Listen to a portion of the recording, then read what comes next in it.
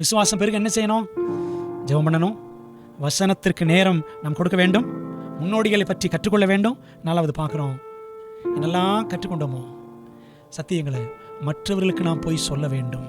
பல நேரங்களில் நம்ம சர்ச்சுக்குள்ளே தான் சொல்லிட்டு இருக்கிறோம். சுவிசேஷத்தை பிரசங்கித்தால் நாமும் மிகவும் பெருகி விருத்தி அடைவோம் என்பதை பவுல் இங்கே நமக்கு அழகாக சொல்லுகிறார்.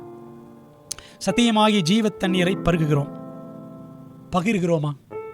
சத்தியங்களை கேட்டு கேட்டு ஆவிக்குரிய பருமன் ஆகி விடுகிறது. we spiritually become obese, spiritual obesity. அதாவது நிறைய சாப்பிட உடம்பு குண்டாயிரும், உடல் பருமன். அதே மாதிரி பாருங்க, சத்தியத்தை கேட்டு கேட்டு கேட்டு அப்படியே உள்ளதா இருக்கு. அப்போ ஸ்பிரிச்சுவல் ஒபிசிட்டி.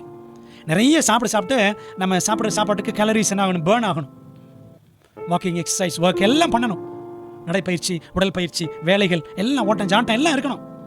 அப்போ தான் பருமன் ஆகாது உடல். அதே போல தான் ஆவிக்குரிய காரியத்தில் நம்ம நிறைய சத்தியங்களை கேட்டு கேட்டு மற்றவங்களுக்கு போய் சொல்லணும். இல்லாட்டி எனக்கு எல்லாம் தெரியும், அந்த ஆவிக்குரிய பருமன் நமக்கு வந்துவிடும்.